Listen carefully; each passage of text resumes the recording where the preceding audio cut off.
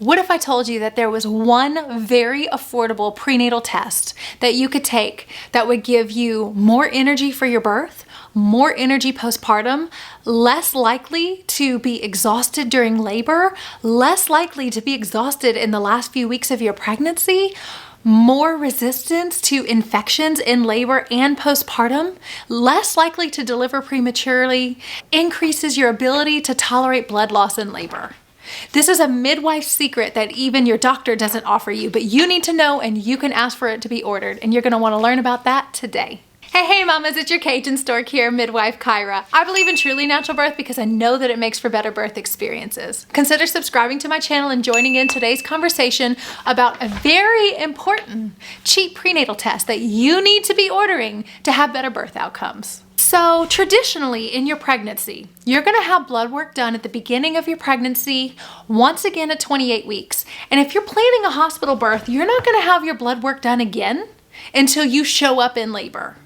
So around 28 weeks of pregnancy, there's something called physiological anemia, which is a very natural occurring dip in your iron levels that makes you anemic. If you saw my iron anemia in pregnancy video, you're gonna know exactly what I'm talking about. And just to be helpful to you, I'm gonna go ahead and link my iron deficiency anemia document in the description below. But this is a very natural occurrence around 28 weeks of pregnancy. The problem with standard physician practices is that that's it. You get your iron blood work done at 28 weeks. You find out you're anemic. They put you on some cheap over-the-counter supplement that causes constipation, doesn't help you feel better, or may not necessarily help you feel better, and then don't check you again till you show up in birth. What we know about anemia is it not only increases the possibility that you would have a premature delivery, but it also reduces your resistance to infections, decreases your ability to tolerate blood loss in labor, decreases your energy levels, not only in birth, but also the last few weeks of pregnancy and, oh my gosh, postpartum. Coming from a mom who hemorrhaged for both of her births, anemia kicks your butt postpartum if you don't have proper help. And I mean, who doesn't want to have more energy when they're pregnant, delivering, and postpartum, right? So why is it standard practice in America to not recheck these iron levels to ensure that these supplements are being effective? Now, in my midwifery practice, I counsel my mamas on iron-rich foods, eating enough protein in pregnancy, and some natural supplements, which I've listed in the description below and also in my iron deficiency anemia document, which I've also attached, so that my mamas can increase their iron levels during pregnancy. But this cheap test, it's called a CBC, a complete blood count with differential. It tells us your iron levels, your hematocrit, your platelet count, and all kinds of other things that are really, really important to the overall health of you in your last few weeks of pregnancy. It's a simple, cheap test that is standard in midwifery practices, and your doctor's not ordering it. What should you do? It's a simple request.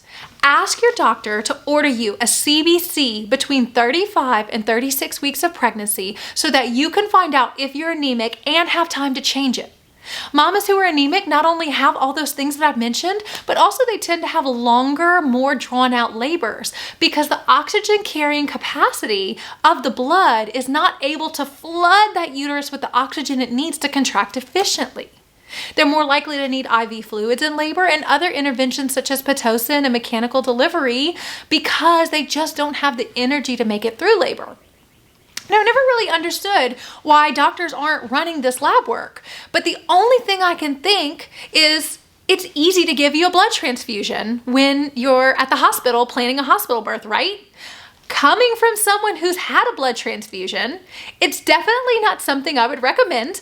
I would encourage you to use some of the natural supplements such as Floradex, chlorophyll, alfalfa, even over-the-counter iron supplements over a blood transfusion, because that's no fun. And what no one tells you is that it hurts. It hurts. Now, do you need this test if you were not anemic at 28 weeks? Yes.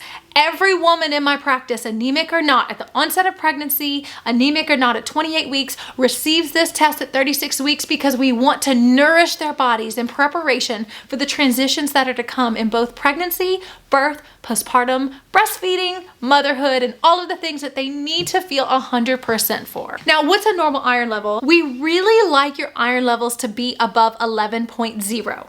However, anything above 10.5 is decent. 11 is really where you want to be. If you're below 11, you really need to start supplementing with some of the natural supplements such as Floradex, chlorophyll, alfalfa, and some of the other supplements I link below and in my anemia document. Your doctor may even prescribe you an over-the-counter iron supplement. You really need to follow your doctor's advice on supplementing, but I have listed my midwife recommended anemia supplements in the description. If you want to learn a little bit more about iron deficiency anemia in pregnancy, or learn about some natural supplements that midwives like me recommend to their mamas, I'm gonna go ahead and post the video to that right here, and you can follow me over there. Thanks for watching this Midwife Monday. Bye-bye.